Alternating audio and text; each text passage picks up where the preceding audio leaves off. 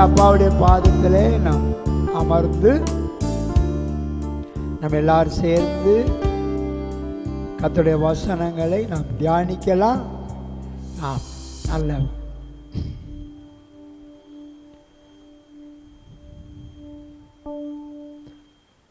தயவாக ஆண்டுடைய பிள்ளைகள் தெய்வ சமூகத்துக்கு வந்த நாம் ஆராதனைக்கு வரும்போது அவசரமாக வந்திருப்பிய, அங்குமிங்கும் திரும்பி பார்க்காம வந்திருப்பிய. ஆண்டவர் சமூகத்தில் வந்து அவரையே ஆராதிக்கிறதுக்கு உங்கள் இருதயத்தை செலுத்தியிருப்பிய. கர்த்தருடைய வார்த்தையை நாம் கேட்கறதுக்கு முன்பாக பக்கத்தில் இருக்கிற விசுவாசிகளை ஒருத்தருக்கு ஒருத்தர் திரும்பி பார்த்து கர்த்தர் உங்களை ஆசீர்வதிப்பாராக. நல்லா கை கொடுத்து நல்ல முகத்தை பாருங்க. இன்றைக்கி திருவிருந்து ஆராதனை. நல்ல ஒருத்தருக்கு ஒருத்தர் ஆண்டோடைய அன்பை பகிர்ந்து கொள்ளுங்க. சமாதானத்தின் தேவன் நம்மளோடு இருக்கிறார். அல்லேலூயா. ஓசியா 6ஆம் அதிகாரம் 3வது வசனம். ஓசியா பழைய ஏற்பாடு 6ஆம் அதிகாரம் 3வது வசனம். அப்பொழுது நாம் அறிவடைந்து கர்த்தரை அறியும்படி தொடர்ந்து போவோம். கர்த்தரை அறியும்படி தொடர்ந்து போவோம். அவருடைய புறப்படுதல் அருணோதயம் போல ஆயத்தமாயிருக்கிறது. அவருடைய புறப்படுதல் அருணோதயம் போல் ஆயத்தமாயிருக்கிறது. அவர் மலையைப் போலவும் பூமியின் மேல் பெய்யும் முன்மாறி பின்மாரியை போலவும் நம்மிடத்தில் வருவார். ஆமென். அல்லேலூயா சொல்லுவோமா? அல்லேலூயா. ஓசியா 6ஆம் அதிகாரத்தில் நாம் 3வது வசனம் வாசித்தோம். அப்பொழுது நாம் அறிவடைந்து கர்த்தரை அறியும்படி தொடர்ந்து போவோம். அவருடைய புறப்படுதல் அருணோதயம் போல் ஆயத்தமாயிருக்கிறது. அவர் மலையைப் போலவும் பூமியின் மேல் பேயும் முன்மாறி பின்மாரியைப் போலவும் நம்மிடத்தில் வருவார். சொல்லுங்க அல்லேலூயா. ஆண்டவராகிய தேவன் மலையைப் போலவும் பூமியிலே பேயும் முன்மாறி பின்மாரியைப் போலவும் நம்மிடத்திலே வருவார். இன்னைக்கு செய்தி கர்த்தருடைய பிள்ளைகளே, மலையைப் போல் அவர் வருவார். மலையைப் போல அவர் எப்படி? மழை பெய்யும் போது வனாந்தரங்களும் வெட்ட வெளியுமான இடங்கள், காஞ்சிருக்கிற இடங்கள், முள்ளும் குறுக்குமாய் கிடக்கிற இடங்களெல்லாம் மழை பெய்யும் போது எப்படி பசுமையாக பச்சை பசேரென்று செழிப்பாய் காணப்படுகிறதோ, அதே போல நம்முடைய வாழ்க்கையில் ஆண்டவர் வறண்டு இருக்கிற நம்ம இருதயத்தை செழிப்பாக்க, முள்ளும் குறுக்குமாய் இருக்கிற நம்முடைய வாழ்க்கையை வளமாய் மாற்ற, முள் செடிக்கு பதிலாக தேவாதர விருட்சத்தையும் காஞ்சொரிக்கு பதிலாக மிருது செடியை உண்டாக்குறதுக்காக நம்முடைய தேவாதி தேவன் மலையை போல் வருவார். அல்லேலூயா. மழை பெய்யும் போது எப்படி வறண்ட நிலங்கள் செழிப்பாய் மாறுகிறதோ, அதுபோல நம்முடைய ஆண்டவர் ஒரு மலையை போல முன்மாறி பின்மாறி மலையை போல அவர் வருவார். அல்லேலூயா சொல்லுவோமா? ஏசாயா 35ஆம் அதிகாரம் 1வது வசனத்தை நாம் வாசிக்கலாம். ஏசாயா 35ஆம் அதிகாரம் 1வது வசனம். வனாந்தரமும் வறண்ட நிலமும் மகிழ்ந்து, பாருங்க என்ன சொல்லப்பட்டிருக்கு? வனாந்தரமும் மகிழ்ந்து, கடுவெளி கழித்து புஷ்பத்தை போல செழிக்கும். நம்முடைய ஆண்டவர் வரும்போது வறண்ட நிலமாயிருக்கிற ஜனங்களுடைய வாழ்க்கை இருதயம், வறண்ட நிலத்தை ஆண்டவர் நீர்க்கேணியாக மாற்றுகிறவர். வறண்ட மனிதர்களுடைய ஆத்மாவை ஆண்டவர் செழிப்புள்ள தோட்டமாக மாற்றுகிறவர். அல்லேலூயா. ஆண்டுடைய பிள்ளைகளாகிய நம்ம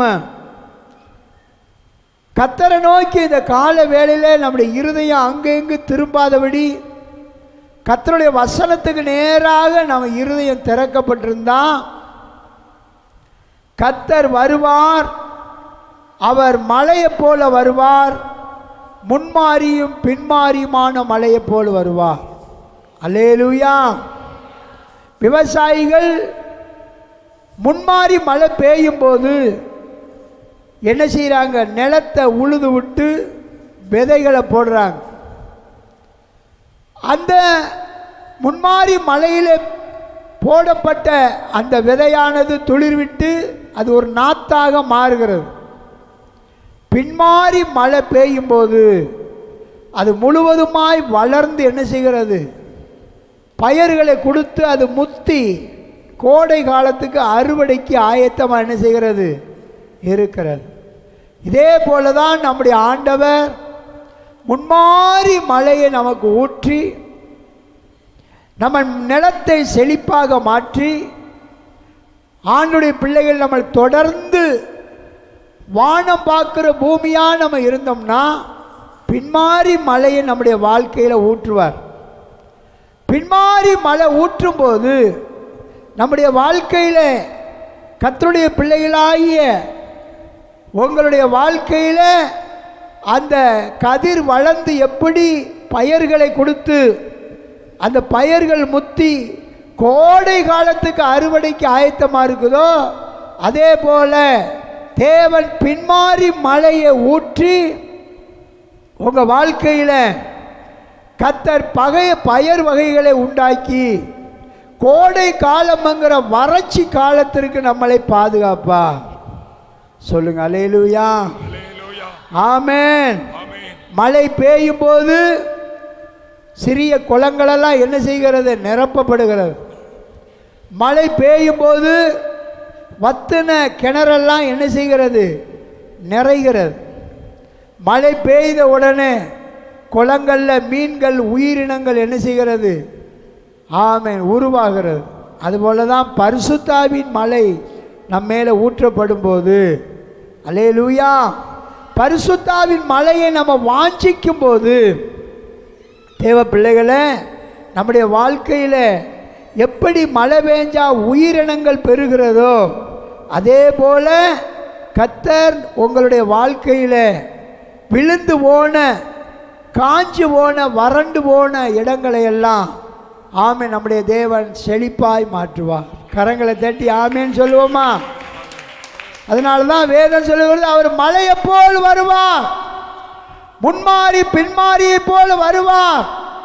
அந்த வசனத்தில் படிக்கிற ஓசியா 6:3 அப்பொழுது நாம் அறிவடைந்து கர்த்தரை அறியும்படி தொடர்ந்து போவோம்.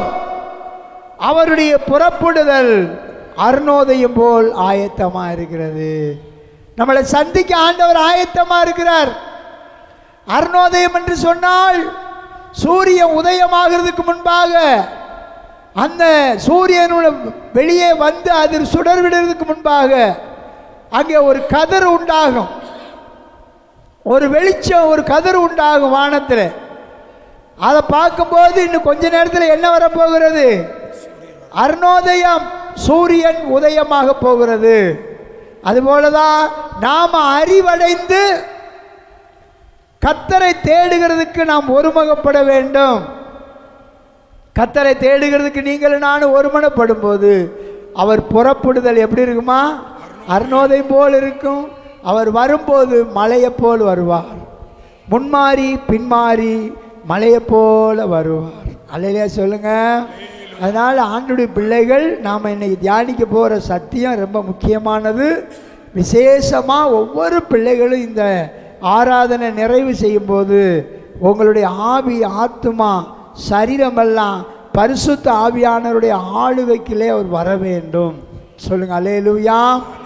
முதலாவது நம்ம பார்க்க போகிற முதல் பாயிண்ட் என்ன தெரியுமா?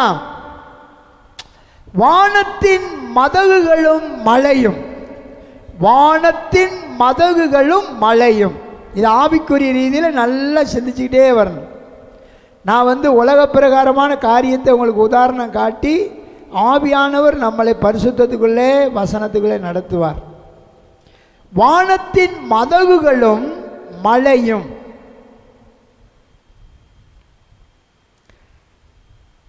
மல்கியா 3ஆம் அதிகாரம் 10வது வசனம். நான் வானத்தின் பலகணியை திறந்து இடங்கொள்ளாமல் போகும் மட்டும் உங்கள் மேல் ஆசீர்வாதத்தை வர்ஷிக்க மாட்டேனோ என்று அதனால் என்னை சோதித்து பாருங்கள். அல்லேலூயா. நம்முடைய ஆண்டவர் வானத்தின் மதகுகளை திறப்பாராம். வானத்தின் பலகணிகளை திறந்து இடங்கொள்ளாமல் போக மட்டும் நான் உங்களை ஆசீர்வதிப்பேனோ ஆசீர்வதிக்க மாட்டேனோ என்று அதனால் என்னை சோதித்து பாருங்கன்னு சொல்றார். அல்லேலூயா சொல்லுங்க. நம்முடைய ஆண்டவர் வானத்தின் மதகுகளை திறக்கிறவர். ஆதியாகமம் 7ஆம் அதிகாரம் 11வது வசனத்தை நாம் வாசிக்கலாம். ஆதியாகமம் 7ஆம் அதிகாரம் 11வது வசனம். நோவாவுக்கு 600ஆம் வயதாகும் வருஷம். பாருங்க, நோவாவுக்கு 600 வயதாகும் போது 2ஆம் மாதம் 17ஆம் தேதியாகிய அந்நாளிலே, பாருங்க 2ஆம் மாதம் 17ஆம் தேதியாகிய அந்த நாளிலே மகா ஆழத்தின் ஊற்றுகள் எல்லாம் பிளந்தன. பாருங்க, மகா ஆழத்தின் ஊற்றுக்கள் எல்லாம் திறந்தன, வானத்தின் மதகுகளும் திறவுண்டன. அல்லேலூயா. பாருங்க, நோவா காலத்துக்கு முன்பாக வான மண்டலத்தில் தண்ணி எப்போது நின்று என்ன செஞ்சான், குறிப்பிட்ட அளவில் மேகத்துக்கு கீழே வானத்துக்கு கீழே தண்ணி மண்டலம் இருந்துச்சான். தண்ணி மண்டலம்.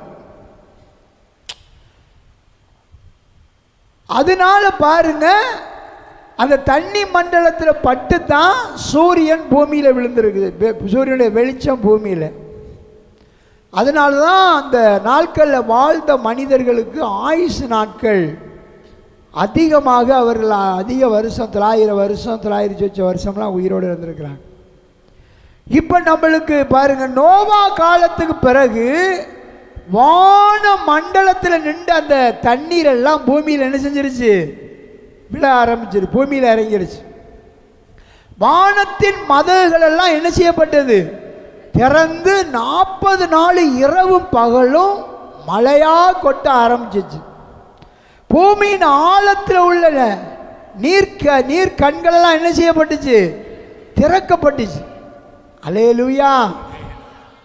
நோவா காலத்துக்கு பிறகுதான் சூரியன் நேரடியாக பூமியில தன் வெளிச்சத்தை கொடுக்க ஆரம்பித்தது. எப்போ சீசனுக்கு சீசன் மாறி மாறி மழை முன்மாறியும் பின்மாறியுமான மழை பெய்ய ஆரம்பித்தது. தேவ பிள்ளைகளை, அன்றைக்கு மழை பெய்யாமல் இருந்தால் நோவா தங்கியிருந்த அவருடைய நோவா முதலான அவருடைய குடும்பம் தங்கியிருந்த பேழை என்ன செஞ்சிருக்காது, மிதந்திருக்காது. அல்லேலூயா. மழை பெய்யாம இருந்தா நோவாவின் குடும்பமும் நோவாவோடு கொடுத்த ஜீவராசிகள் என்ன செஞ்சிருப்பாங்க, அதிகமான மழை பெஞ்சனால அந்த பேழை என்ன செஞ்சது, மிதக்க ஆரம்பித்தது. அல்லேலூயா. அதுபோலதான் தேவ ஜனங்கள் பரிசுத்தாவின் மலையிலே நிரம்ப நிரம்ப நிரம்ப பரிசுத்த ஆவியானவருடைய அந்த அபிஷேகத்துக்கு அவருடைய அந்த மகிமைக்கு இடம் கொடுக்க கர்த்தர் இந்த பூமியின் ஆக்கின தீர்ப்புக்கு உங்களையும் உங்க குடும்பத்தையும் அழிவுக்கு ஒப்பு கொடுக்காம எப்படி பேழையானது உயர மிதந்ததோ அதே போல பரிசுத்த ஆவியானவர் உன்னதத்தில் உங்களை அப்படி உயர்த்திக்கிட்டே வருவார். உன்னத அனுபவத்துக்குள்ளே நம்மளை நடத்திக்கிட்டே வருவார். நம்மளை கிறிஸ்துவோடு கூட பிதாவாகிய தேவன் எழுப்பி அவரோடு கூட நம்மளை உன்னதங்களிலே அமர பண்ணினார். பேழை எப்படி ஜலப்பிரளயம் வரும்போது அந்த தண்ணீர் நிரம்பி எப்படி கப்பல் மிதந்ததோ, நோவா இருந்த அந்த கப்பல் மிதந்ததோ, அதே போல ஆவியானவருடைய மழைக்கு நீங்கள் இடம் கொடுக்க ஆவியானவருடைய அந்த நிரப்புதலுக்கு நீங்கள் காத்திருக்க அதிகாலைதோறும் ஆண்டவர் சமூகத்தில் நீங்கள் அமர்ந்து பொருத்தனையோடு தேவ பிள்ளைகள் ஜெபிக்க நேரம் எடுத்து வேதத்தை வாசிக்க உபவாசத்திற்கும் ஜெபத்திற்கும் நீங்கள் இடம் கொடுக்க கர்த்தருடைய பிள்ளைகளே, உங்கள் வாழ்க்கை தரையிலே உட்கார்ந்திருக்கிற உங்கள் வாழ்க்கை, உங்கள் குடும்பம் ஆவிக்குரிய அந்த வாழ்க்கை என்ன செய்யும்? ஆவியானவருடைய மழைக்கு நீங்கள் இடம் கொடுக்கும்போது, முன்மாறி மழைக்கு இடம் கொடுக்கும்போது, பின்மாறி மழை பெய்ந்து பின்மாறி மழை விழுந்து என்ன செய்யும்? நம்முடைய வாழ்க்கையை உன்னதத்துக்கு நேராக உயர்த்தி கொண்டு போகும். ஆண்டவர் சொல்கிறார், நீங்கள் மலை மேலே உள்ள பட்டணம் மறைந்திருக்க மாட்டாது போல உலகத்துக்கு நீங்கள் எப்படி இருக்கிறீங்க? வெளிச்சமாக இருக்கிறீர்கள். சொல்லுங்க அல்லேலூயா. அப்போ ஆண்டு கர்த்தருக்கு ஞாயிற்றுக்கிழமை மட்டுமல்ல, ஒரு பொருத்தனை எடுத்து அதிகாலை தோறும் இரவு நேரங்களில் நல்ல தேவ சமூகத்தில் கர்த்தருடைய ஏசப்பா பிள்ளையை காத்திருக்கணும், நேரம் எடுத்து பைபிள் படிக்கணும், நல்ல சாட்சியாக வாழணும். கர்த்தருக்கு முக்கியத்துவம் நீங்கள் கொடுக்க உங்கள் தரையில் உட்கார்ந்துருக்கிற உங்கள் விசுவாச படகு அல்லேலூயா உன்னதத்திலே உயர்த்தப்படும். எத்தனை பேர் விசுவாசிக்கிறீங்க? உன்னதத்திலே உயர்த்தப்படும். உன்னத அனுபவங்களுக்குள்ள கர்த்தருடைய ஆவியானவர் நம்மளை நடத்துவார். உன்னத பலத்துக்குள்ளே உங்களை மேன்மையாக கொண்டு போவார். சொல்லுங்க அல்லேலூயா. ஆண்டவருடைய பிள்ளைகளே, பார்வோன் மன்னன், ஒரு காலத்தில் எகிப்து தேசத்தை அரசாண்ட பார்வோன் மன்னன், அவன் படுத்து கிடக்கும் போது ஒரு சொப்பனம் காண்கிறான். அந்த சொப்பனத்தில் 2 காரியங்கள் வெளிப்படுகிறது. பார்வோன் மன்னன் அவன் தூங்கும் போது 2 சொப்பனம் பார்க்குறான். 2 சொப்பனத்தில் என்னன்னா, முதலாவது அவன் பார்க்கிறது ஒரு பசு, கொழுத்த பசு நதியிலிருந்து ஏறி வருகிறது. 2வது ஒரு பசு வருது. பசுனா மாடு. அல்லேலூயா. 2வது ஒரு பசு வருது. அது நெளிஞ்சு முள்ளும் தோலுமா வருது. அந்த நெளிஞ்சிருக்கிற மாடு கொளுத்த மாட்டை என்ன செய்தது? கொளுத்த பசுவை அப்படியே முழுங்கிருச்சு. அப்படியே அது முழுங்கினாலும் அது முள்ளு தோலுமா தான் என்ன செஞ்சுச்சான்? இருந்தது. பார்வோன் முதலாவது கண்ட சொப்பனத்தை கண்டு முழிச்சிட்டான். ராஜா முழிச்சு இது என்னன்னு தெரியலையேன்னு சொல்லிட்டு மறுபடி பிறண்டு படுக்கிறான். மறுபடியும் ஒரு சொப்பனம் வருது. அந்த சொப்பனத்தில் 2 கதிர் வெளிப்படுகிறது. 2 கதிர், எல்லா புல்லோ கதிர் வெளிப்படுகிறது. ஒரு கதிர் எப்படி இருக்கு? நிறைந்த புல்லுனால் நிறைந்த அப்படி செழிப்பா நிற்குது. ஒரு கதிர் சாவியா நிற்குது, காஞ்சு போய் நிற்குது. பார்வோன் மன்னன் அதை பார்த்துக்கிட்டு இருக்கும்போது சாவியா இருந்த அந்த வெறும் காஞ்சு போயிருந்த அந்த கதிர் பாருங்க, கொழுமையும் செழுமையா இருந்த கதிரை என்ன செஞ்சிருச்சு? தின்றுச்சு. இந்த காரியத்தை பார்த்த உடனே பாருங்க, அதை சாப்பிட்டுருச்சு. அப்பமா அது எப்படி இருக்கு? சாவியா தான் இருக்கு. உடனே பார்வோன் மன்னன் தூக்கத்தை விட்டு எழுந்திருந்து இது என்னன்னு தெரியலையேன்னு சொல்லும்போது தான் யோசேப்பு சிறையிலிருந்து வந்தவன் பார்வோன் மன்னனுக்கு விளக்கி சொல்றான், ஐயா உங்க தேசத்தில் 7 வருஷம் என்ன இருக்கும்? செழிப்புள்ள காலம் இருக்கும். 7 வருஷம் செழிப்புள்ள காலம் இருக்கும். அந்த செழிப்பான 7 வருஷம் முடிந்த பிறகு நாட்டையே பட்சித்து போடுற அளவுக்கு 7 வருஷம் என்ன இருக்கும்? கொடிய பஞ்சம் இருக்கும். அந்த பஞ்சத்தில் நாடும் தேசமும் என்ன செஞ்சிடும்? மெலிஞ்சு போயிடும். அதான் நீர் பார்த்த அந்த காஞ்ச கதிர், நீர் பார்த்த அந்த மெலிஞ்சும் முள்ளும் தோலுமா இருந்த அந்த பசு. அதனால 7 வருஷம் செழிப்பான காலத்தில் என்ன செய்யணும்? நல்ல ஞானமும் அறிவும் உள்ள ஒரு மனுஷனை தேர்ந்தெடுத்து அவனை அதிகாரியாக்கி 7 வருஷம் விளையிறதுல 5ல் ஒரு பகுதியை ஜனங்கள்ட்ட இருந்து என்ன செய்யணும்? வாங்கி அதை சேமித்து வைக்கணும். அல்லேலூயா. ஆண்டவருடைய பிள்ளைகளை, நாம் வாழ்கிற காலம் ஆவிக்குரிய காலம், ஆவிக்குரிய காலம், செழிப்பான காலம். நாம் வாழ்கிற காலம் முன்மாறி மழை பெஞ்ச காலம். நம்ம காலத்தில் இன்னைக்கு எந்த ஊருக்கு போனாலும் சபை இல்லாத இடங்களில் சபை இருக்கும். ஆச்சரியமாக இருக்கும், இங்கேயுமா சபை இருக்குன்னு சொல்லிட்டு. கிராமங்களில் இன்னைக்கு சபை இருக்கிறது, ஆவிக்குரிய சபை. பட்டணங்களில் சபை இருக்கிறது. சென்னையில் மட்டும் 2000க்கு அதிகமான ஆவிக்குரிய சபை இருக்கிறது சென்னையில் மட்டும். இப்படி ராம்நாடுலேருந்து ஒவ்வொரு மாவட்டங்கள்லையும் கிராமங்கள்லையும் எங்கு பார்த்தாலும் ஆவிக்குரிய மக்கள் என்ன செய்கிறாங்க? 10 பேரில் 2 பேர் அங்கே இருப்பாங்க. அல்லேலூயா. இதுதான் பின்மாறி காலம். பின்மாறி காலம், முன்மாறி காலம் முடிஞ்சு இப்போ பின்மாறி காலம் நடந்து கொண்டிருக்கிறது. நாம் எல்லாரும் இன்னைக்கு தேவ பிள்ளைகள் ஆவிக்குரிய அந்த மலையிலே நனைந்து இன்றைக்கு ஒரு பயறுகளாக, ஒரு விதையாக, ஒரு கொழுத்த கன்றாக நம்ம இங்கே இருக்கிறோம்.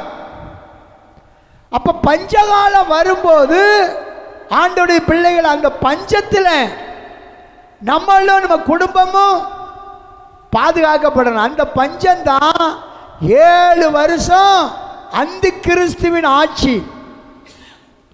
7 வருஷம் கொடிய ஆவிக்குரிய பஞ்சம். கையில் இருக்கிற பைபிளெல்லாம் பறிச்சிருவானா. தேவ ஜனங்கள் இரத்த சாட்சியாக மரிப்பார்கள், கைவிடப்பட்டவர்கள். அந்த அந்தி கிறிஸ்துவின் ஆளுகைக்கு முன்பாக நடக்கிறது தான் இன்றைக்கு நடக்கிற பின்மாறி மலை. இந்த பின்மாறி மலையில் நீங்கள் நானும் உலக ஆசீர்வாதத்துக்கு மட்டும் நீங்கள் வாழாம நித்திய ஆசீர்வாதத்தை நோக்கி வாழ வேண்டும், நித்தியத்திற்காக வாழ வேண்டும். இந்த உலக பிரகாரமான ஆசீர்வாதம் மட்டும் நமக்கு போதாது.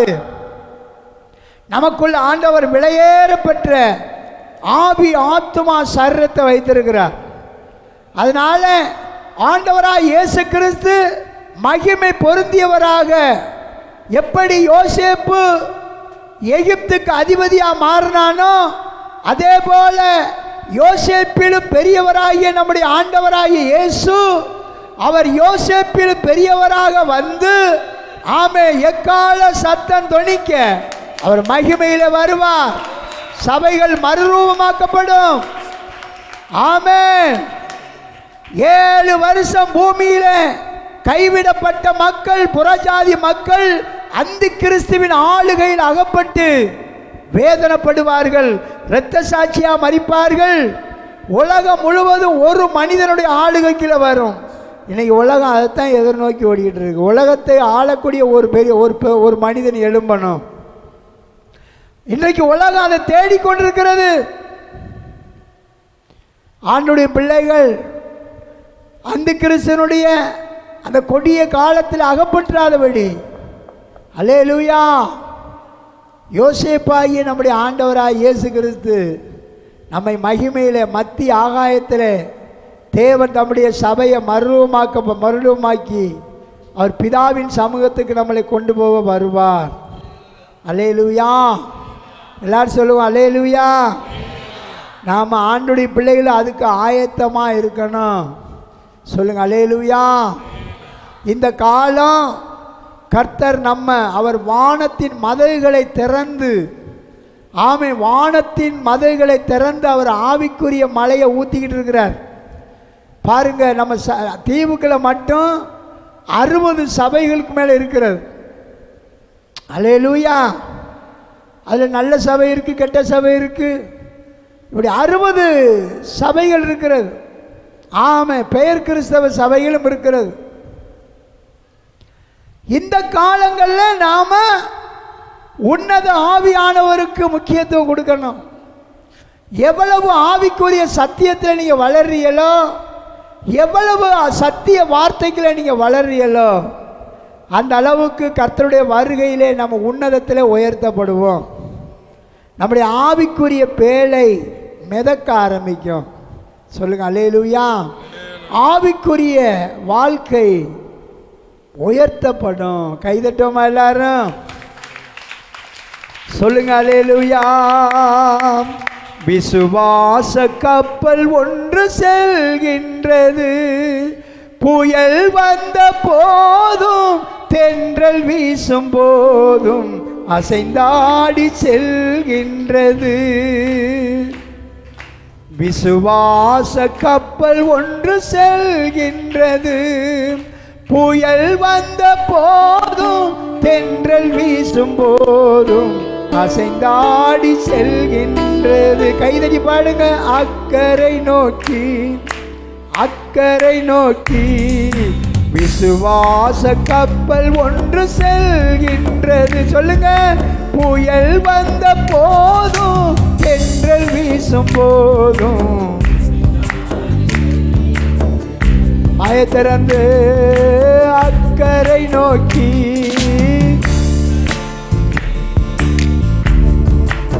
ஆழம் நிறை கடலில் செல்கின்றது, அலை வந்து மோதியும் செல்கின்றது. ஆழம் நிறை கடலில் செல்கின்றது. பிரச்சனை வந்தாலும் சோதனை வந்தாலும் ஆர்ப்பரிப்போடு செல்கின்றது, ஆர்ப்பரிப்போடு செல்கின்றது. சொல்லுங்க. ஆண்டவர் எனக்கு மாலுமியா, ஆண்டவர் எனக்கு மாலுமியா. விசுவாச கப்பல் ஒன்று செல்கின்றது, புயல் வந்த போதும் தென்றல் வீசும் போதும் அசைந்தாடி செல்கின்றது. அக்கறை நோக்கி, அக்கறை நோக்கி விசுவாச கப்பல் ஒன்று. வாழ்க்கை விசுவாச வாழ்க்கை. தென்றல் வீசும் போதும் அசைந்தாடி செல்கின்றது. அக்கறை நோக்கி. சொல்லுங்க. பரந்த சமுத்திரத்தில் செல்கின்றது, பார சுமையோடு செல்கின்றது. பாரத்தோடு வந்திருக்கிறியா? செல்கின்றது. பார சுமையோடு செல்கின்றது. சொல்லுங்க. பரபரப்போடு செல்கின்றது, பரபரப்போடு செல்கின்றது. பரமன் வாழும் பரத்தை நோக்கி, பரமன் வாழும் பரத்தை நோக்கி. ஏலேலோ ஏலேலோ. விசுவாச கப்பல் ஒன்று செல்கின்றது, புயல் வந்த போதும் தென்றல் வீசும் போதும். சொல்லுங்க. வாயத்தனம். அக்கறை நோக்கி, பரலோகம் நோக்கி விசுவாச கப்பல் ஒன்று செல்கின்றது, புயல் வந்த போதும் தென்றல் வீசும் போதும் அசைந்தாடி செல்கின்றது. அக்கறை நோக்கி. சொல்லுங்க. அக்கறை நோக்கி நீடிய பொறுமையோடு செல்கின்றது, நீண்ட பயணமாக செல்கின்றது.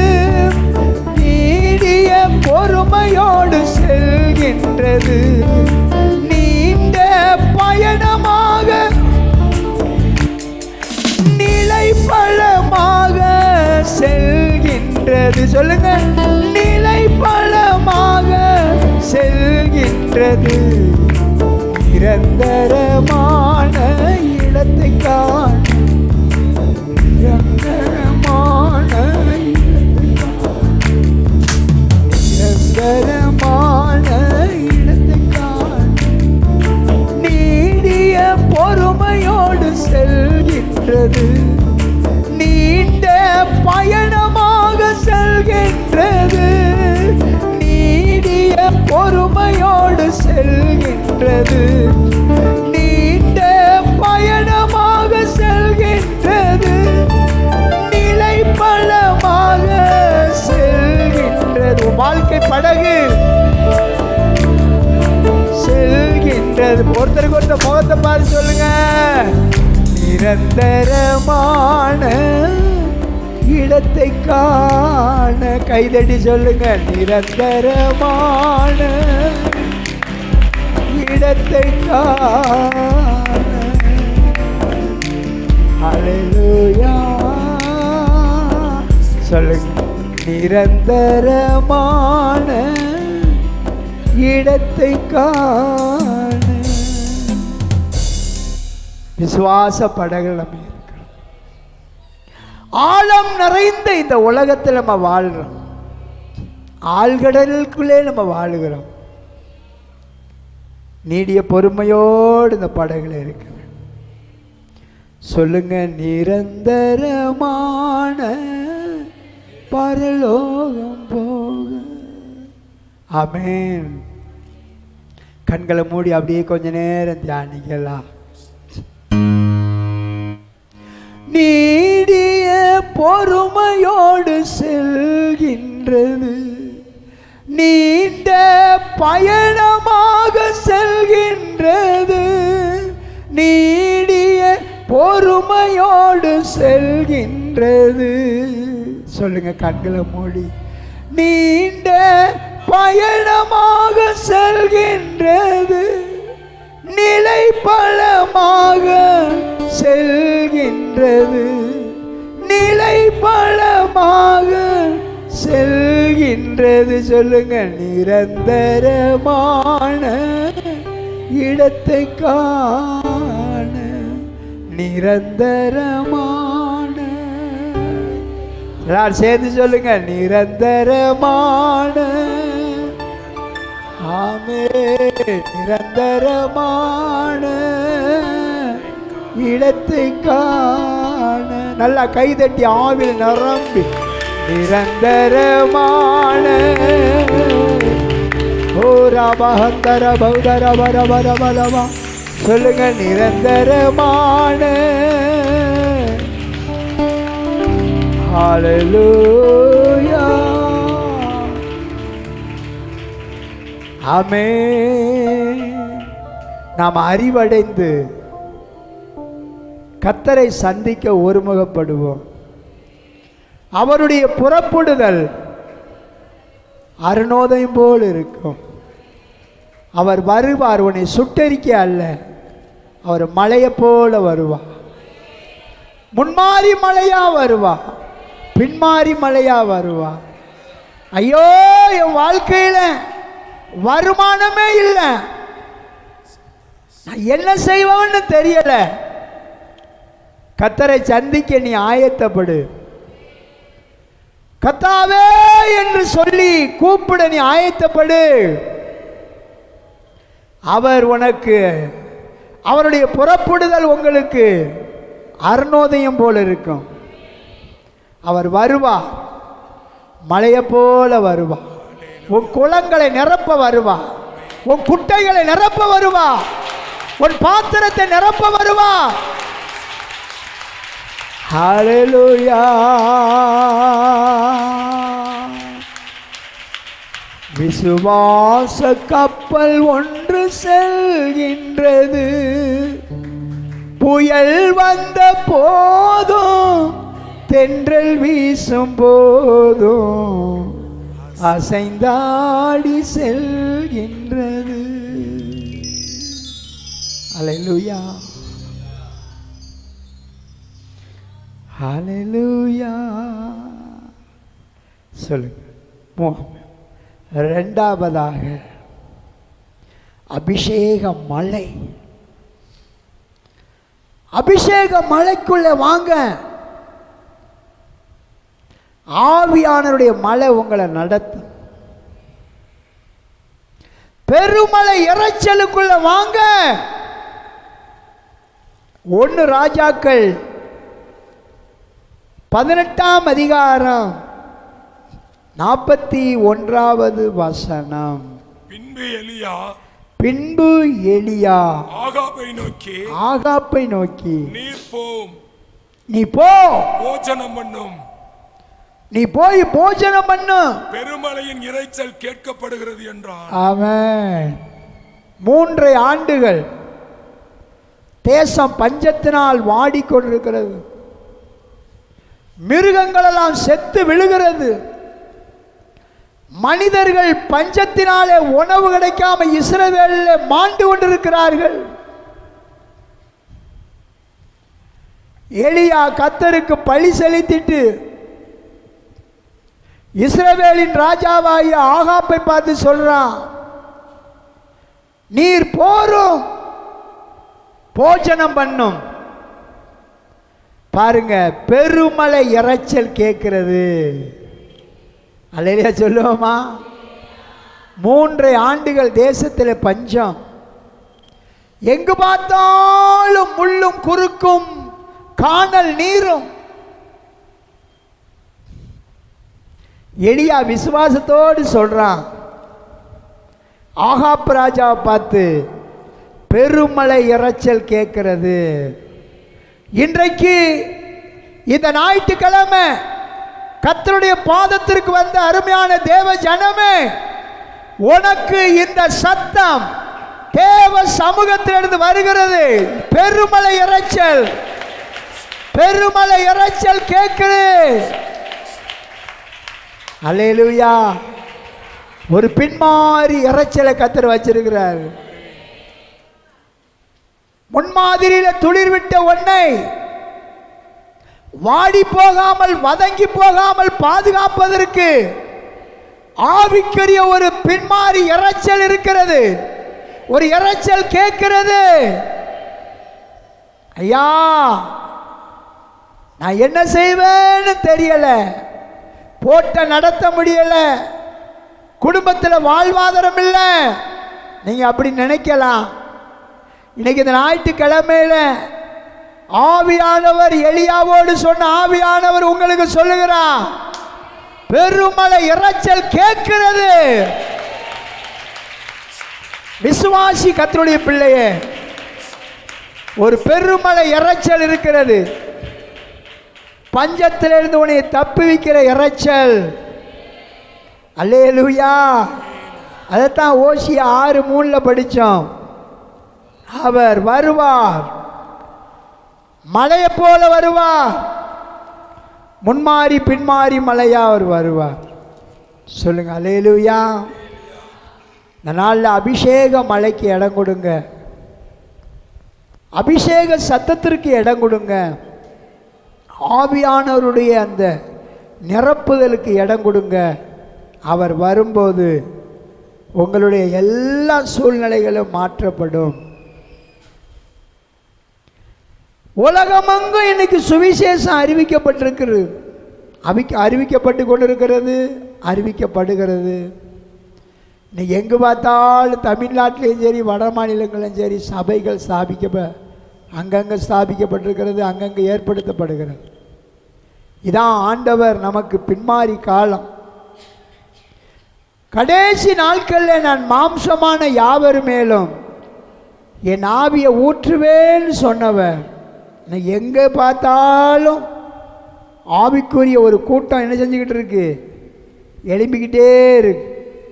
உலகம் முழுவதும் மத்தேயு சுவிசேஷம் 24ஆம் அதிகாரம் 14வது வசனத்தில் நம்முடைய ஆண்டவராய் இயேசு கிறிஸ்து தம்முடைய சீசரை பார்த்து சொல்றார், கடைசி நாட்களில் நம்ம இருக்கிறோம். வாசிக்கலாம். 14 ராஜ்யத்தினுடைய இந்த சுவிசேஷம் ராஜ்யத்தினுடைய இந்த சுவிசேஷம் பூலோகம் எங்குமுள்ள சகல ஜாதிகளுக்கும் கவனிங்க, பூலோகம் எங்குமுள்ள சகல ஜாதிகளுக்கும் சாட்சியாக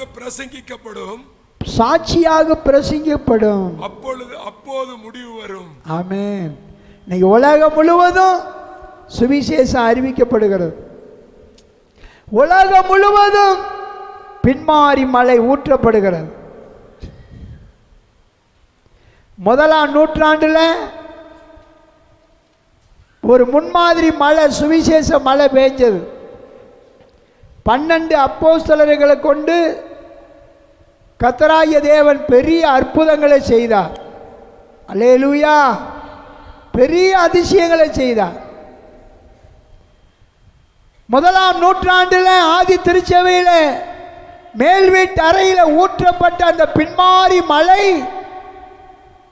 160 சீடர்கள் மேலே இறங்கி வந்தது.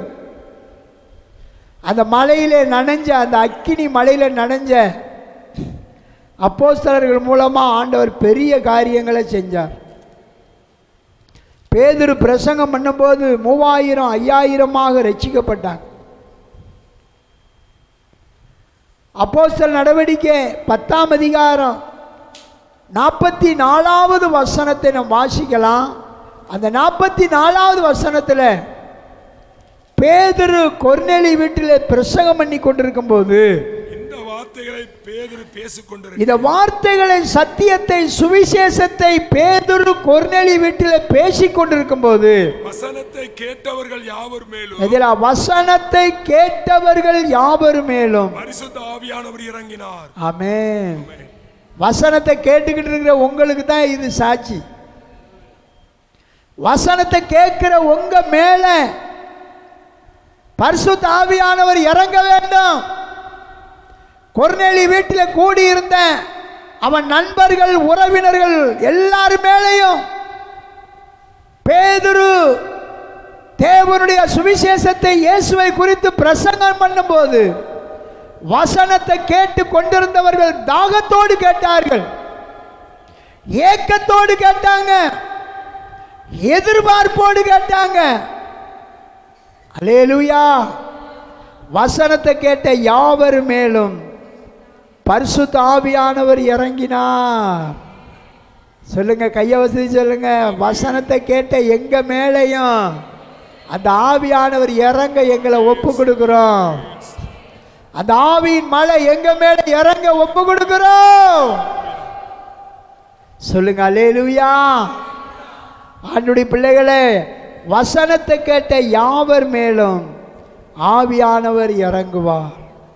ஏசாயா 64 2வது வசனத்தில் தேவரீர் வானத்தை கிழித்து இறங்கி உருக்கும் அக்கினி எரியுமா போலவும் அக்கினி தண்ணீரை பொங்க பண்ணுமா போலவும் அக்கினி தண்ணீரை பொங்க பண்ணுமா போலவும் பர்வதங்கள் உமக்கு முன்பாக உருகும்படி செய்யும். ஆமென். கல்லான இருதயங்கள் உமக்கு முன்பாக உருகும்படி செய்யும். கல்லான இருதயங்கள், கடினமான இருதயங்கள், பெருமையான இருதயங்கள், மேட்டிமையான இருதயங்கள், எனக்கு எல்லாம் தெரியும் என்று அகந்தையா நடக்கிற இருதயங்கள் எல்லாம் அங்கே ஏசாயா சொல்றா உருகும்படி செய்யும். தேவரீர் வானத்தை கிழித்து இறங்கி வாரும். உருக்கும் அக்கினி தண்ணீரை பொங்க பண்ணுவது போல ஆண்டவரே, பர்வதங்கள் கல்லை போல இருக்கிற இருதயங்கள் எல்லாம் உமக்கு முன்பாக சதையுள்ள இருதயமாகும்படி செய்யும். சொல்லுங்க அல்லேலூயா! எதிர்பார்ப்பு, அபிஷேக மழைக்காக காத்திருக்கணும். அபிஷேகம் வர வர உங்க வாழ்க்கை நோவாவின் பேழை எப்படி மிதந்தது அதுபோல உன்னதத்தில் மிதக்கும். ஒரே தண்ணீர் தான், ஒரே மழை தான்.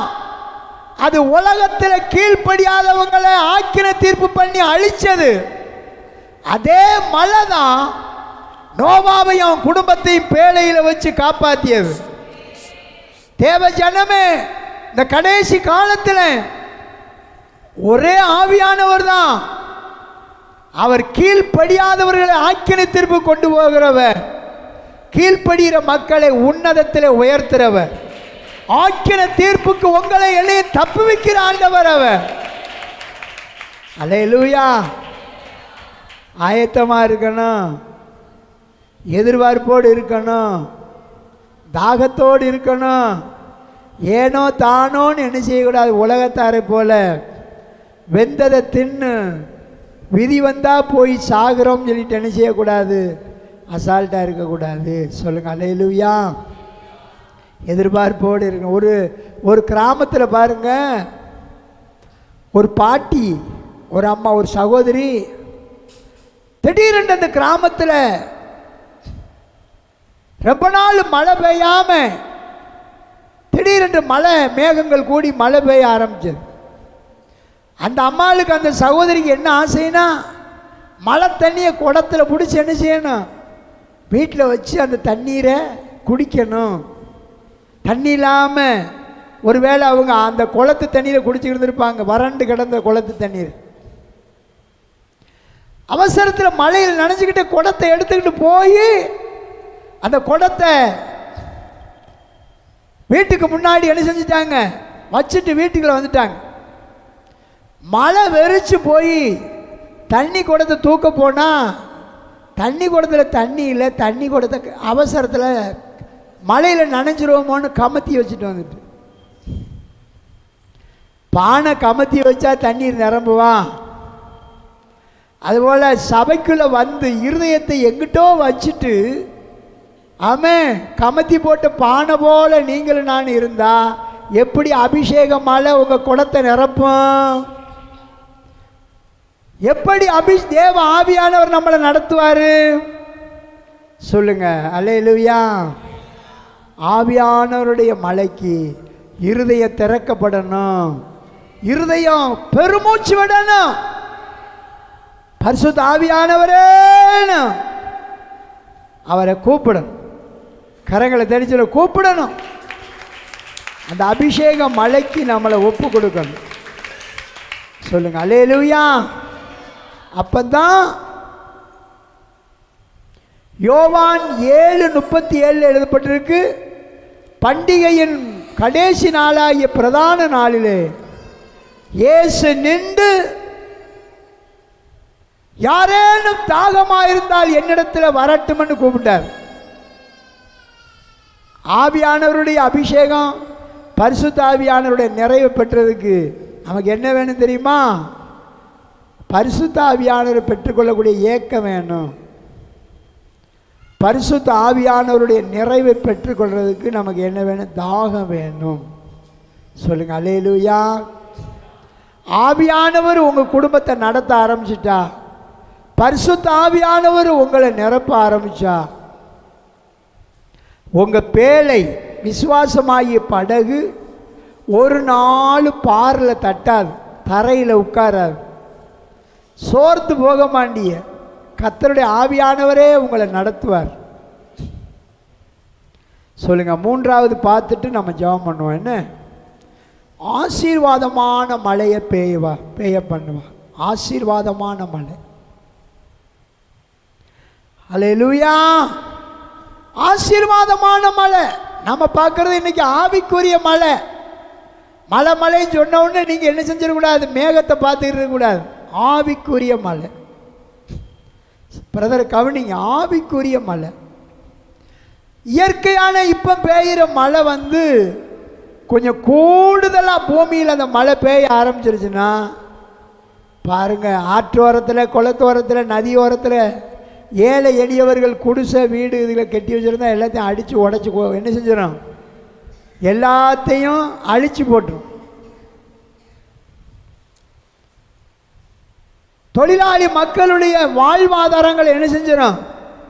விவசாயிகளுடைய வயல் நிலங்களெல்லாம் அழிவு போயிடும். நம்ம இப்போ பார்க்கறது ஆவிக்குரிய மழை, உன்னதத்துக்குரிய ஆவிக்குரிய மழை. மூணாவது பாயிண்ட், ஆசீர்வாதமான மழை. எசேக்கியேல் 34ஆம் அதிகாரம் 26வது வசனம்.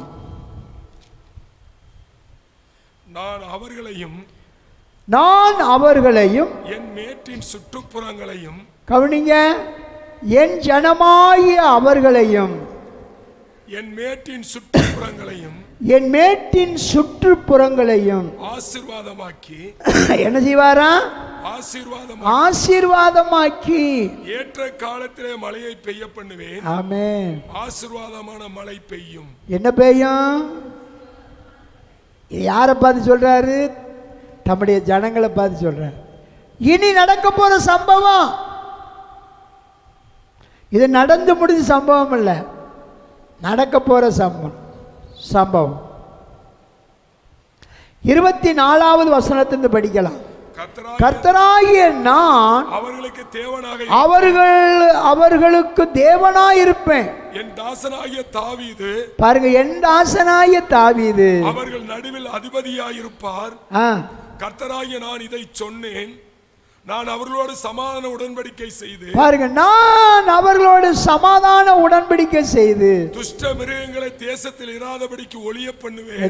துஷ்ட மிருகத்தை தேசத்தில் இராதபடிக்கு ஒளிய பண்ணுவேன். அவர்கள் சுகமாய் வனாந்தரத்தில் தாபரித்து, பாருங்க, அவர்கள் சுகமாய் வனாந்தரத்திலே தாபரித்து காடுகளில் நித்திரை பண்ணுவார்கள். ஆமென்.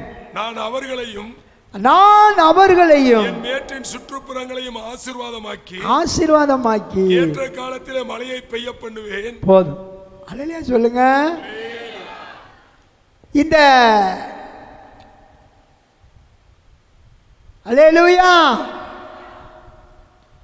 24 என்ன படிச்சேன்? கர்த்தராகிய நான் அவர்களுக்கு தேவனாயிருப்பேன், என் தாசனாகிய தாவீது.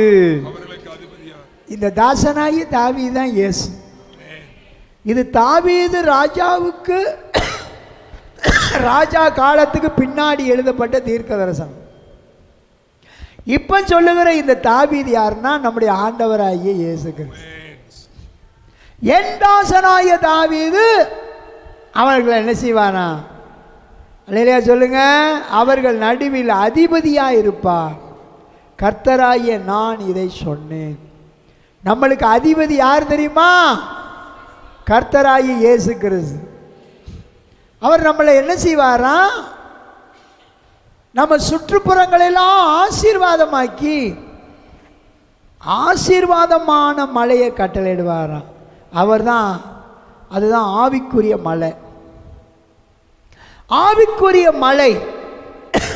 அந்த ஆவிக்குரிய மலையிலே நீங்க நனைய எப்படி ஐயா ஆவிக்குரிய மலையில நனையணும்? உபதேச மலைக்கு கீழ்ப்படியணும். உபதேசம் தான் ஆவிக்குரிய மலை. ஆண்டோடைய பிள்ளைகள் உபவாச கூட்டங்களில் கலந்து கொள்ளணும், ஆயத்த நாள் கூட்டங்களில் கலந்து கொள்ளணும், விசேஷ கூட்டங்களுக்கு ஆயத்தப்படணும். நம்ம சபையில் விசேஷ கூட்டம் இருக்குன்னா நம்ம ஆயத்தமாயிடணும். 4 நாள் இங்கே கூட்டம் நடக்கும்போது நீங்கள் பாட்டில் வேற எந்த வேலையாட்டு பார்த்துக்கிட்டு இருந்தீங்கன்னா நீங்கள் சபையை மதிக்கலை, கர்த்தரை மதிக்கலை, வசனத்தை மதிக்கலை. ஆண்டவர் உங்கள் மேலே துக்கப்படும்படியாக தேவ ஜனங்கள் நடக்கக்கூடாது. எங்கள் சபையில் நடக்க போகிற விசேஷ நற்செய்தி பெருவிழா அது ஆசீர்வாதமான மழையை ஊற்றப்படுகிற பெருவிழா. வருகிற தேவ மனிதர்களை கொண்டு எங்களோடு பேசுகிற பெருவிழா. அதுக்கு நம்ம ஆயத்தமாகணும். நம்ம குடும்பத்தில் எப்படி கல்யாணம் நடந்தால் நம்ம ஆயத்தப்படுறோமோ அதுபோல நம்ம குடும்பமாகிய ஆவிக்குரிய சபையில் நடக்கிற ஆமென் நற்செய்தி பெருவிழாவுக்கு நம்ம ஆயத்தப்படணும். ஏனோ தானுன்னு இருக்கக்கூடாது. அன்னைக்கு பார்த்து எதையாட்டு பண்ணிக்கிட்டு என்ன மாட்டு போய்கிட்டு அங்கே இங்கே போகக்கூடாது. சொல்லுங்க அல்லேலூயா. ஆசீர்வாதமான மழை, தேவ சன்னதியிலிருந்து வருகிற மழை. வெளிப்படுத்தல் 22ஆம் அதிகாரம் 2வது வசனத்தில் எழுதப்பட்டிருக்கிறது. நகரத்தின் வீதியின் மத்தியிலும் நதியின் இரு கரையிலும் 12 விதமான கனிகளை தரும் ஜீவ விருட்சம் இருந்தது. பாத்தீங்களா? 12 விதமான கனிகளை தரும் ஜீவ விருட்சம் இருந்தது. அது மாதந்தோறும் தன் கனியை கொடுக்கும். அல்லேலூயா சொல்லுங்க. மாதந்தோறும் தன் கனிகளை கொடுக்கும். அந்த விருட்சத்தின் இலைகள் ஜனங்கள் ஆரோக்கியம் அடைகிறதுக்கு ஏதுவானவை. போது இப்ப 1வது வசனம் படிங்க. பின்பு பளிங்கை போல் தெளிவான ஜீவ தண்ணீர் உள்ள கவனிங்க, பளிங்கு போன்ற தெளிவான ஜீவ தண்ணீர் உள்ள சுத்தமான நதி. பாருங்க, சுத்தமான நதி தேவனும் ஆட்டுக்குட்டியானவரும் இருக்கிற சிங்காசனத்திலிருந்து புறப்பட்டு வருகிறது. எங்கிருந்து வருகிறது? தேவனும் ஆட்டுக்குட்டியானவரும் இருக்கிற சிங்காசனத்திலிருந்து வருகிறது. எனக்கு காண்பித்தான். அல்லேலூயா சொல்லுங்க. அந்த நதி பரலோக நதி. அந்த நதி நமக்குள்ள ஓடும்போது அந்த நதி ஓடுற இடமெல்லாம் ஜீவ விருட்சத்தின் கனியை கொடுக்கக்கூடிய மரங்கள் இருக்குமா. அந்த நதி எசேக்கியேல் 47 எழுதப்பட்டிருக்கு. அது போற இடமெல்லாம் ஜீவ பிராணிகள் சஞ்சரிக்கும். அது ஓடுற இடமெல்லாம் மீன்கள் உருவாகும். மீனவர்கள் இரு கரையில் நின்று மீன்களை பிடிப்பார்கள், வலைகளை விரிப்பார்கள். அந்த நதி ஓடி கடல்ல பாயும். கடல் தண்ணீர் ஆரோக்கியமாகும். சொல்லுங்க அல்லேலூயா. அந்த ஆவியானவர் உங்களை நிரப்பணும். அந்த ஆவியானவர் உங்களுக்குள்ள ஓட ஆரம்பிச்சிட்டாருன்னா போகிற இடமெல்லாம், நீங்கள் போகிற இடமெல்லாம் ஒரு பூமிக்குரிய செழிப்பும் ஆவிக்குரிய செழிப்பும் உண்டாகும். சொல்லுங்க அல்லேலூயா. அப்போஸ்தலர் நடவடிக்கை வேகமா படிக்கலாம். 3ஆம் அதிகாரம் 19வது வசனத்தில் பேதுரு ஜனங்களோடு சொல்லும்போது, ஆனபடியினாலே கர்த்தருடைய சன்னிதானத்திலிருந்து இளைப்பாறுதலின் காலங்கள் வரும்படிக்கும், கவனிங்க, கர்த்தருடைய சன்னதியிலிருந்து இளைப்பாறுதலின் காலம் வரும்படிக்கும் முன்னே குறிக்கப்பட்ட இயேசு கிறிஸ்துவை அவர் உங்களிடத்தில் அனுப்பும்படிக்கும். பாருங்க, போதும். அல்லேலூயா சொல்லுங்க. இளைப்பாறுதல் காலம் யாரு கொண்டு வருவா? இயேசு கிறிஸ்து நமக்குள்ள வந்தா. அவர் வந்தது எதுக்காக தெரியுமா? தேவ பிள்ளைகளே, உங்களுக்கு எனக்கு இளைப்பாறுதல் கொடுக்க, வருத்தப்பட்டு பாரம் சுமக்கிற உங்களுக்கு இளைப்பாறுதல் கொடுக்க. அவர் முன்மாறியும் பின்மாறியும் கொடுப்பதற்காக. அவர் புறப்படுதல் அருணோதயம் போல் இருக்கிறது. இளைப்பாறுகிற காலத்தை உங்களுக்கு உண்டாக்குவார் ஆண்டவர். கர்த்தருக்குள்ள வந்துட்டீங்களா, இளைப்பாருங்க. மனசை கொந்தளிக்க விடாதீங்க, தடுமாற விடாதீங்க. அவர் இளைப்பாற்றல் தருகிற தேவன், சமாதானத்தின் தேவன்.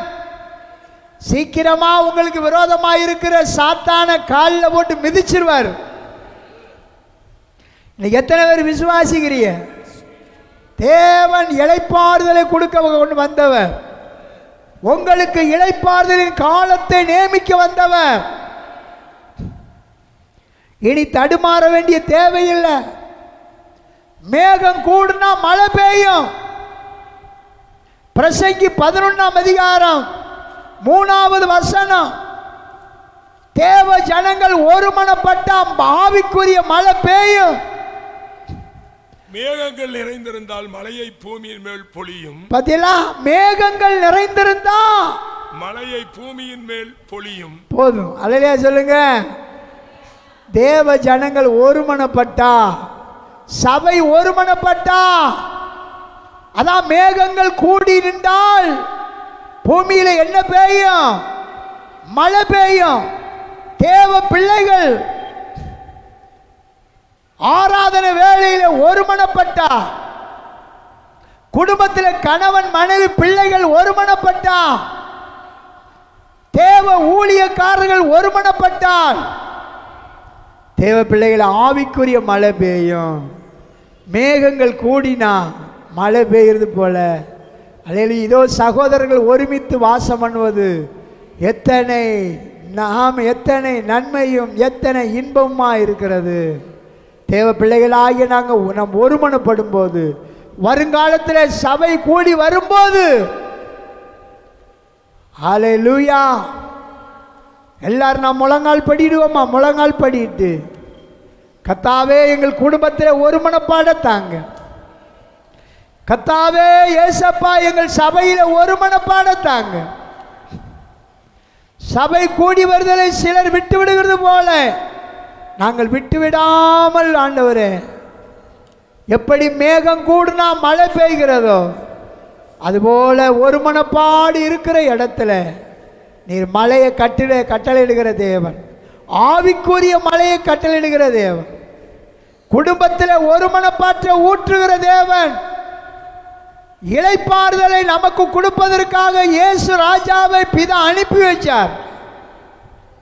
இளைப்பாறுதல் கலங்காதீய, எல்லாரும் முழங்கால் படிட்டு 2 கையை அப்பாவுக்கு நேரம் பெறுங்க. அப்பா, இளைப்பாறுதல் காலத்தை எங்களுக்கு வைத்திருக்கிறேன். ஓ ராபாலாமா சந்தாரா பௌதாராபாலாபா திபாராமா கராபாராபாலாபா. நன்றி ராஜா. சகோதரா சகோதரி, இன்னைக்கு ஆண்டோட ஜெபம் பண்ணுங்க. அப்பா, மேகங்கள் கூடும்போது எப்படி மழை பெய்கிறதோ அதுபோல நாங்கள் சபை ஆண்டவரை ஒருமனப்பட்டு கூடி வர வேண்டும்.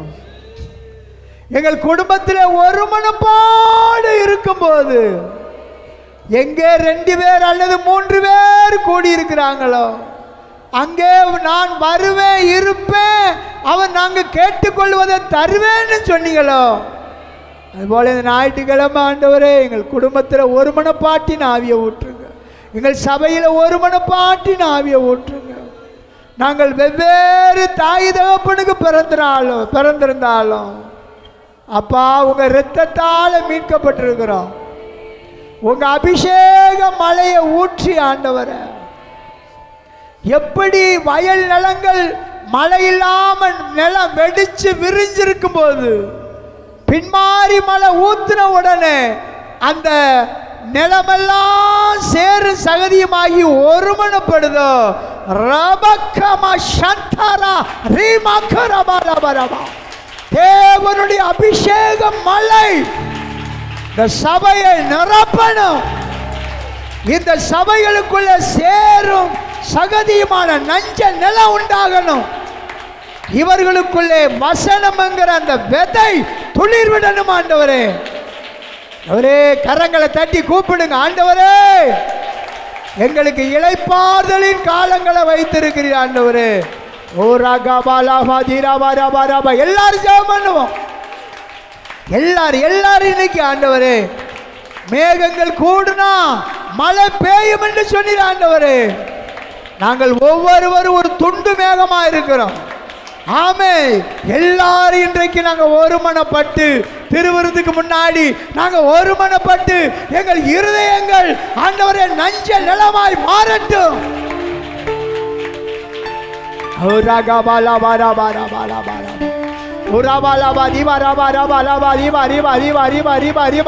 அபிஷேகம் பெற்ற தேவ பிள்ளையே ஜெபம் பண்ணு.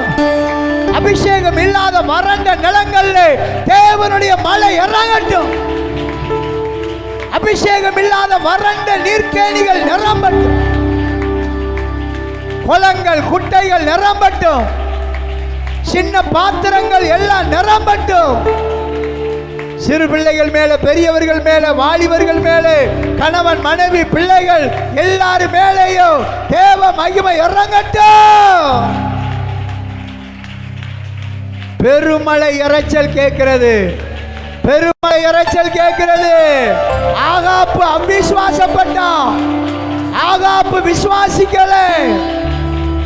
அவன் திரும்ப எலியா சொன்னா, நீர் போரும் ரதத்தை கூட்டி கொண்டு அரண்மனைக்கு போரும். பெருமழை இறைச்சல் கேட்கிறது. மழை உமை தடை பண்ணாதபடிக்கு ஆமே நகரத்துக்கு போரும் என்று சொன்னான். கையளவு மேகம் எழும்பி வந்தது.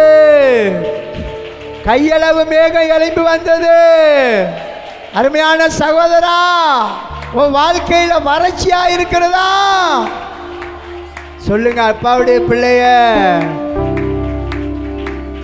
சொல்லுங்க. அல்லேலூயா. நல்ல ஆண்டவரை துதிச்சு சொல்லுங்க. ஆண்டவரே, இளைப்பாறுதலின் மேகத்தை எங்களுக்குள்ளே வைத்திருக்கிறேன்.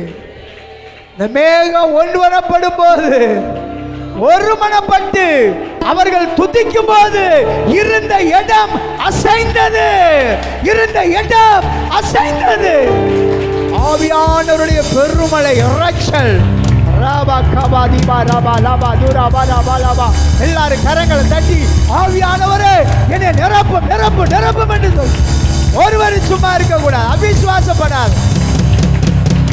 இயேசுவின் நாமத்தினால் குளங்கள் குட்டைகள் நிரம்பினது போல ஆண்டவர் எல்லா இருதயங்களும் சின்ன பிள்ளையிலிருந்து பெரிய ஆட்கள் வரை வல்லமை இறங்கட்டும்.